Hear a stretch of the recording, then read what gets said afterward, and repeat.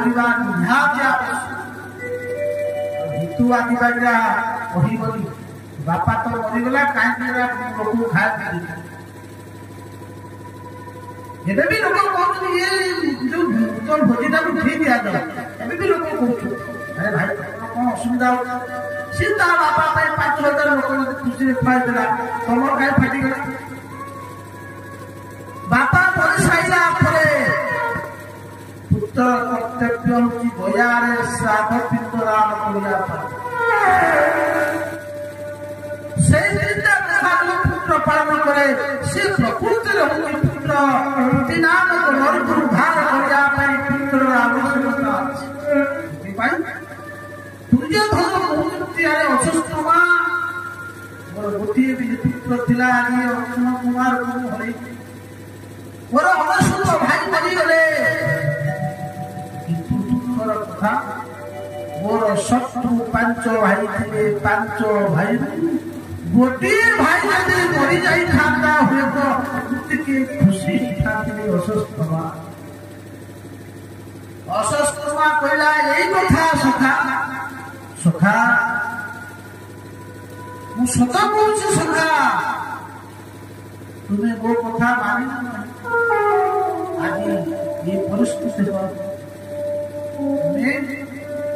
ପିତା ପରବଡ଼ିଆ ଲୋକମାନଙ୍କୁ ଦେଇଦେଲ ସେନାପତି କରିଦେଲ ଆମକୁ ପଚାରିଲନି ସଖା ସଖା ସତ ମୁଁ ତମ ପାଇଁ ସବୁବେଳେ ଦୁଃଖିତ।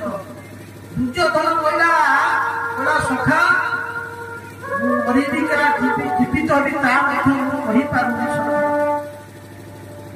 ବଞ୍ଚିତ ମୋ ବଂଶ ତ ଚାଲିଗଲେ କେହି ନାହାନ୍ତି ଆଉ ମୁଁ ଚାହୁଁଛି ତୁମେ ଯଦି ମୋର ଏତିକି ପୂରଣ କରିଦେବ ମୁଁ କହୁଛି ସଖା ମୁଁ ଯଦି ବଞ୍ଚିଗଲି ତାହେଲେ ରାଜ୍ୟ ଅଧା ହଉଛି ତୁମର ଆଉ ଅଧା ହଉଛି ମୋର। ଯଦି ମରିଗଲି ସାରା ଭାରତ ବର୍ଷର ଅଧିପତି ସମ୍ରାଟ କରିଦେବି তুমি ତୁମକୁ। ଏତିକି କହିକିରି କହିଲା ଦୁର୍ଯ୍ୟୋଧନ ନିଜ ରକ୍ତକୁ ନେଇ ଆସିଲା ଯେ ପର୍ଯ୍ୟନ୍ତ ରାଜା ବଞ୍ଚିଛନ୍ତି ସେନାପତି ଚୟନ କରିବା ରାଜାଙ୍କର ବି ଅଧିକାର ଅଛି ଜୀବିତ ଅଛି। ନିଜ ରକ୍ତକୁ ଆଣିଲା ଅଶ୍ୱତ୍ଥାମା ମସ୍ତକରେ ଟୀକା ଲଗେଇଦେଲା କିଛି ବାଲି ଦୁବ ଆଣି ପକେଇଦେଲା ନିଜର ଉପରେ ପକେଇଦେଲା ଅଶ୍ୱତ୍ଥାମା ଆଜିଠାରୁ ମୋ ସେନାପତି ଘୋଷିତ କରିଦେଲି। ଅଶ୍ୱତ୍ଥାମା ପ୍ରତିଜ୍ଞା କରିଦେଲା ସଦା ପ୍ରତିଜ୍ଞା କରୁଛି ପାଣ୍ଡବ ମାନଙ୍କୁ ନିଶ୍ଚିତ ମାରି ଆଣି ମୁଁ ତୁମ ପାଖରେ ଭେଟ କରିଦେବି। ପ୍ରତିଜ୍ଞା କରି ଚାଲିଗଲା। ସେଇଦିନ ରାତିରେ ବିଚାର କରୁଛି ଆରେ ଯୋଉ ପାଣ୍ଡବକୁ ମାରିବା ପାଇଁ କେତେ ଚକ୍ରାନ୍ତ କରିଥିଲେ ତଥାପି ପାଣ୍ଡବମାନଙ୍କୁ ମାରିପାରିଲେ। ପାଣ୍ଡବମାନେ ସଶସ୍ତ୍ର ଅଛନ୍ତି ମୁଁ କେମିତି ତାଙ୍କୁ ମାରିବି। ଉପାଚାର୍ଯ୍ୟ କହିଲେ ଆରେ ଆରେ ମୂର୍ଖ ତୁ ଏ ମନୋଭକ୍ତି ବଳା ଛାଡ଼ିଦେ ମନୋଭକ୍ତି ତୁ ତାଙ୍କୁ ମାରିପାରିବୁ ନାହିଁ। ଆରେ ଯାହାଙ୍କର ପାଖରେ ଗୋବିନ୍ଦ ହଉଛନ୍ତି ସାରଥୀ ତୁ ତାଙ୍କର ବାପ କରିବୁ।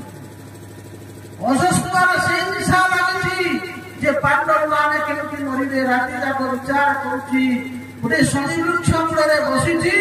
ସେଇ ବୃକ୍ଷ ଉପରେ କଣ ହେଇଛି ନା କାଉମାନେ ବାସ କରୁଥିଲେ ପେଚା ବି ବାସ କରିଥିଲା।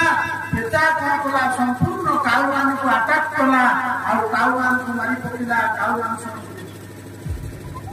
ଅଶ୍ୱତ୍ଥାମାର ଗୋଟେ ବୁଦ୍ଧି ଆସିଥିଲା କାକ ଆଉ ମନୁକନ୍ୟାରେ ଦେଖନ୍ତୁ ଅଶ୍ୱତ୍ଥାମା ବିଚାର କଲା ଏଇ ନିଆଁରେ ଶୋଇଥିବା ଅବସ୍ଥାରେ ତୁ ପାଣ୍ଡବ